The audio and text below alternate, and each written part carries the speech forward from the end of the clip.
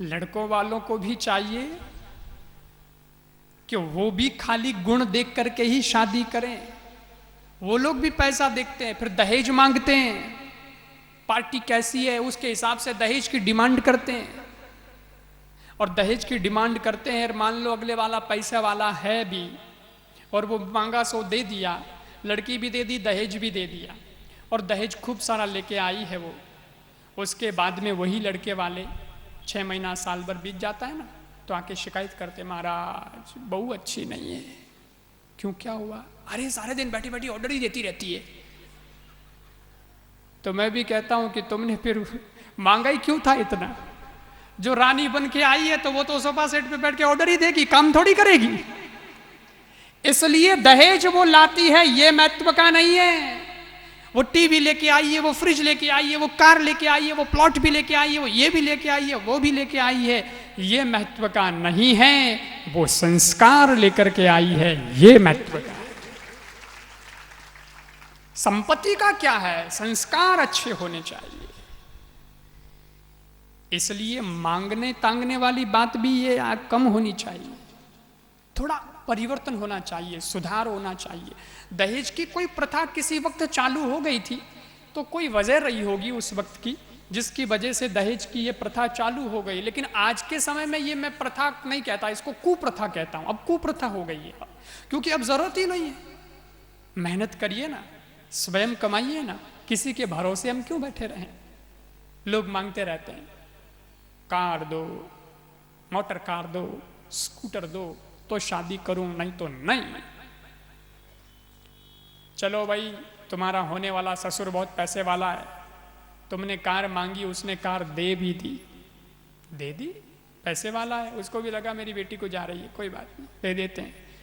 उसने कार दे दी, फिर तुम कार में बैठे, कार चला रहे हो, लेकिन लोग क्या बोलते हैं? इसके ससुर की है, इसकी नहीं है। कार तो इसके ससुर की है और ये तो ड्राइवर है। लोग तो ऐसा ही कहेंगे ना। और ड्राइवर की क्या इज्जत है? हां, लेवे ना कार, कोई मना नहीं है। मैं तो कहता हूं कि मांग करके 4 टायर की कार लेने से तो अच्छा है मेहनत करके 2 पहिए की साइकिल लो।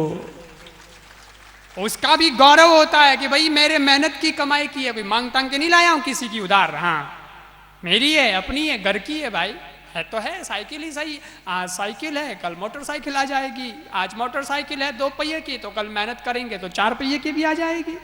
लाएंगे, 1 नहीं 2 नहीं 10 कार लाओ घर में, लेकिन अपने मेहनत से कमा करके लाओ, गौरव उसका है।